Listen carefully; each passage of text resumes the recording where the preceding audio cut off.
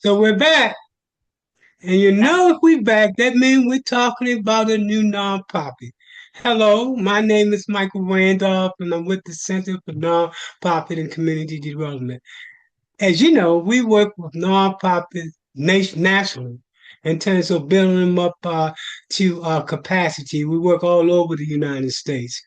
We have a new nonprofit that's in the process of getting started. She's doing some dynamic things. I want you to hear who she is and what she's doing. So tell us your name, tell us where you're located, then tell us the name of your nonprofit, and tell us why you're starting a nonprofit. You probably could be doing 1,000 different things. And by the way, nonprofit rocks because nonprofits are the type of people that get up and they do. They don't talk about it, they be about it.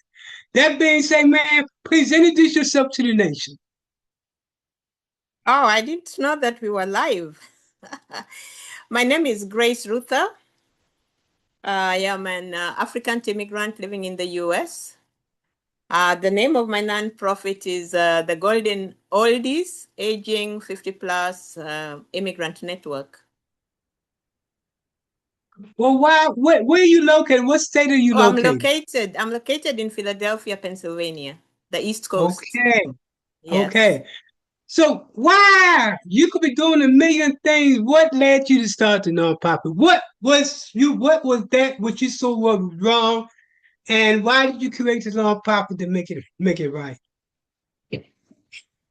So the reason I started this nonprofit was first because I am aging with HIV. And I have been a trainer at a program that's been supporting people living with HIV for the last 40 years.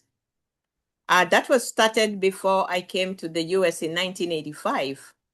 But I've been in the US for 13 years. So I recognized in all the programs that I was working in that the immigrant population was not showing up. And when I asked them why they were not showing up, they said they had challenges in culture, in language, there was nobody to translate for them. They were scared that if they showed up in the clinics with HIV, they would be deported back home, which was wrong information. But this was based on the fact that 20 years ago, the USA did not allow anybody living with HIV to come to the US. But this was revoked during President Obama's term. So I settled myself, as the Muslims say, if Muhammad cannot come down from the mountains, then you got to go back to the Muhammad. I'm not a I can Muslim, tell but you it's old school, right? I'm very old school. So Yeah. there were other challenges of the immigrant community, especially Black immigrant communities of African origin, not going to the clinics to access their medications, not knowing what to do. The culture is so different, not wanting to go to the nursing homes because in the Black African culture, you do not take your Mhm. parents to a nursing home. It is your duty as a parent to take care of them the way they took care of you when when you were a child. But that is not the system here. So a lot So of them are learned. if that's not the system, let me ask you a question. What does the world look like when you finish doing what you're doing? How the world looks like when well, can you reframe the question? Yeah, when you finish your journey, what does the world look like?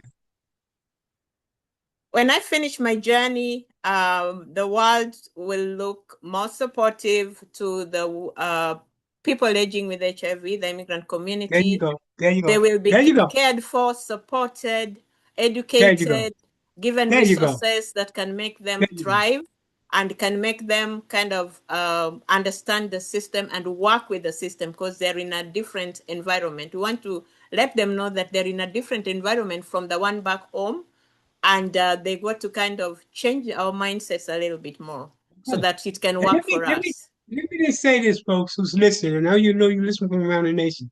This was not scripted. I didn't give her no questions or anything before this particular interview. This is coming from my heart. And that's the way I do it when I bring people on.